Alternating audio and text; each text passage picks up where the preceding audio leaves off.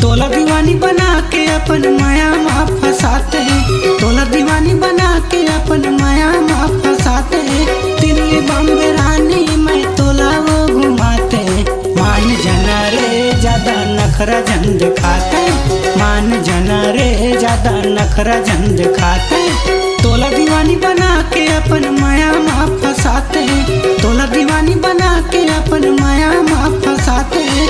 दिल्ली बॉम्बे रानी मैं तोला वो घुमाते। मान जना रे ज्यादा नखरा जन दिखाते, मान जना रे ज्यादा नखरा जन दिखाते।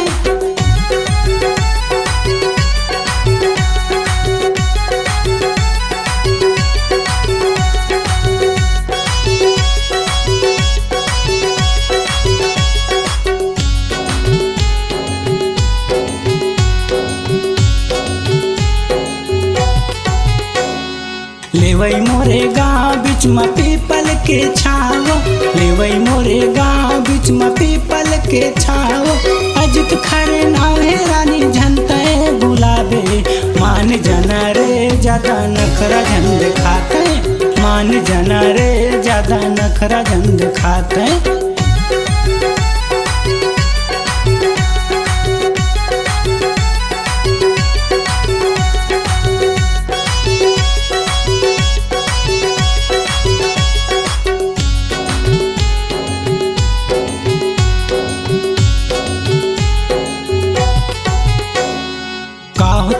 रानी मुनाव के सिंदूर लगाते, का होती रानी मुनाव के सिंदूर लगाते। नवा नवा साड़ी तोला रोज पहनाते।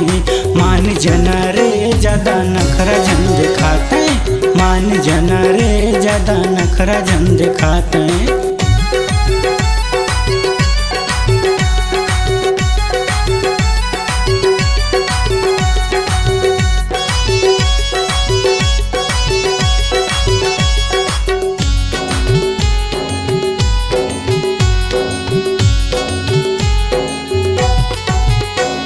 बलौदा के मीना बाजार तोला में घुमाते, बलौदा के मीना बाजार तोला में घुमाते। अकल तोरा थिएटर में सिनेमा दिखाते।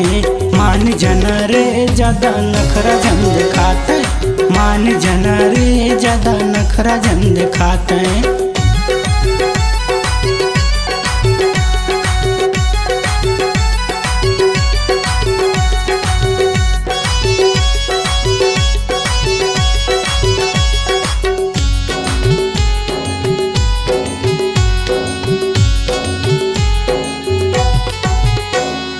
दलहाल रानी तोला चंदला दिखाते, दलहाल रानी तोला चंदला दिखाते।